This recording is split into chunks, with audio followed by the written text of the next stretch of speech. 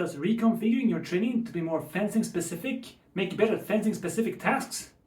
Turns out, yes! Hej och välkomna! This video has two parts. Part 1, what kind of exercises and training have I been doing since the KPI benchmark tests in November? And part 2, what was the results of the new KPI measurements done 3 months after the benchmark, and what can we learn from them?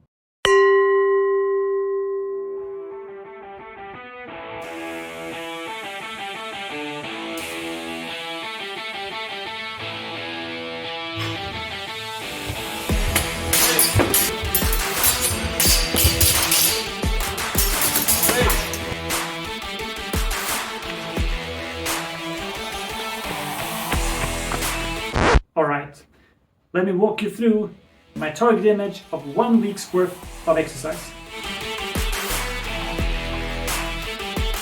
Monday or Tuesday I go for a run. Typically 5 to 7 kilometers in a chill jogging tempo. No time to beat, no stress, just enjoying the run. In order to up the frequency of the cardio and gym sessions, I couple them. So every time I go for a run, I also go for a shorter gym session. Studies show that increasing the frequency boosts the effect.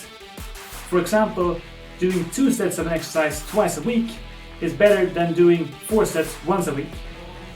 By coupling my gym and cardio, I increase the frequency and boost the effect, even though each individual session might be shorter. At the gym, I focus on power exercises, such as the clean and jerk.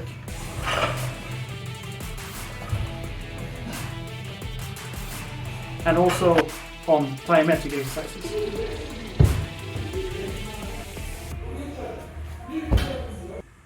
I also do some strength work and some core work. Wednesdays are longsword practice. This session is based on the ecological approach to learning movement.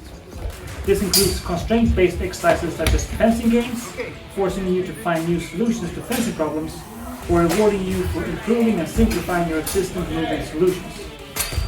We also always end the session with some free sparring.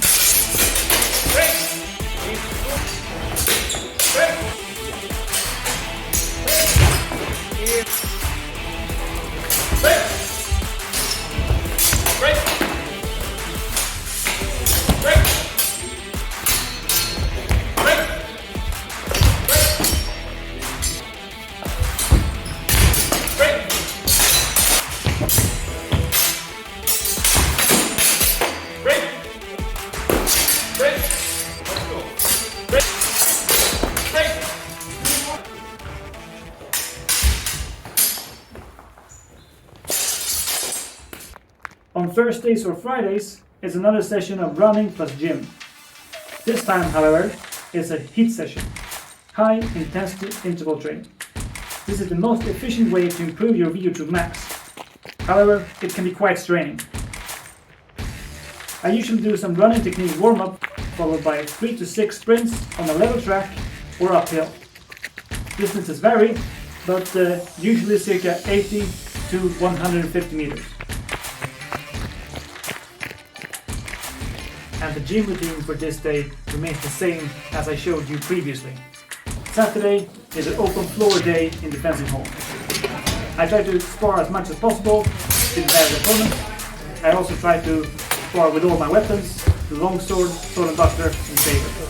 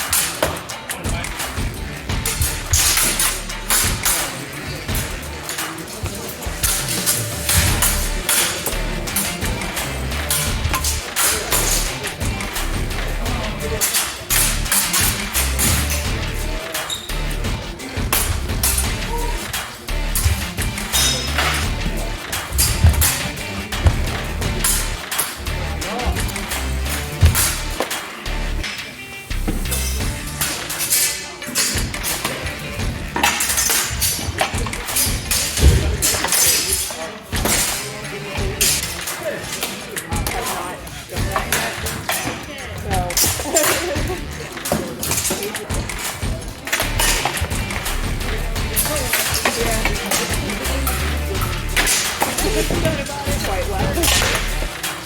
Yeah,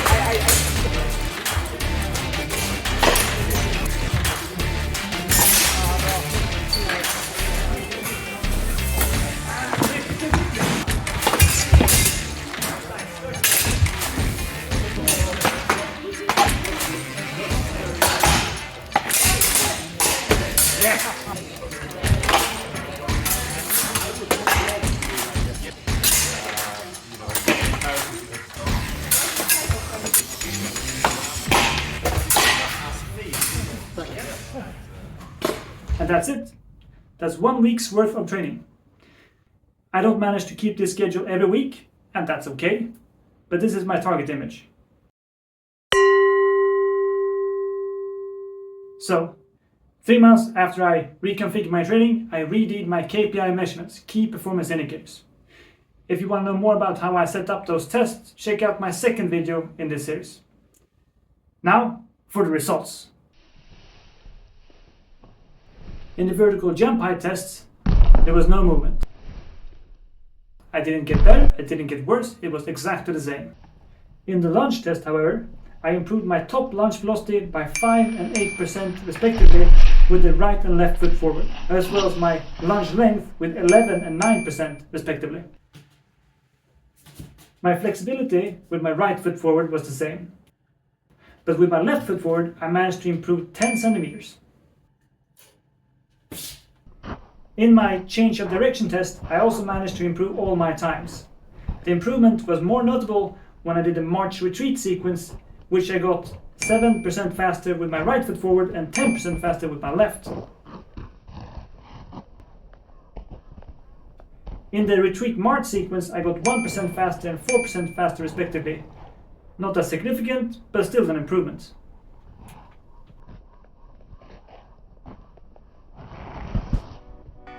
The test will begin in 5 seconds.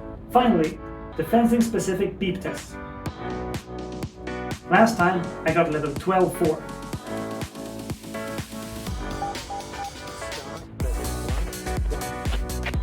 I can tell you that when I started the test, I immediately felt like I would fall short.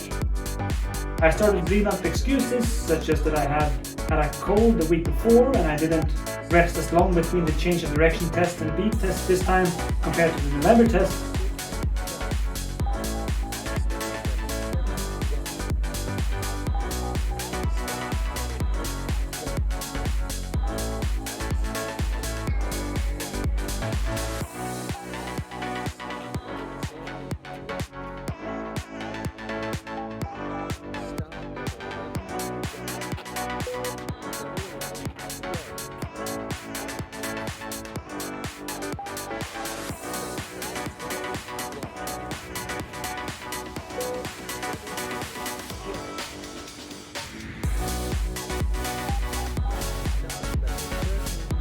But the levels kept coming and I kept struggling on.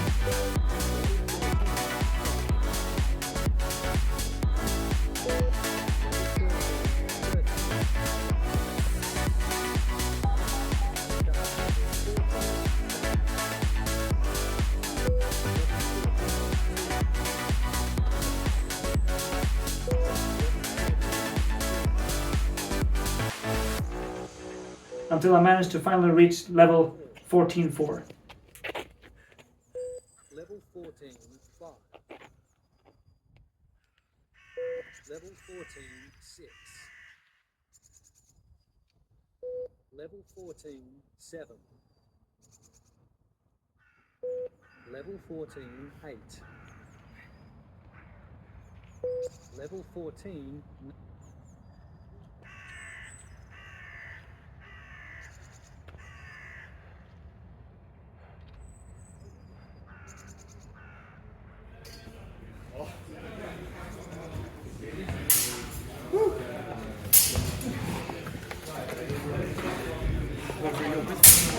Ja, det får jobbigt för.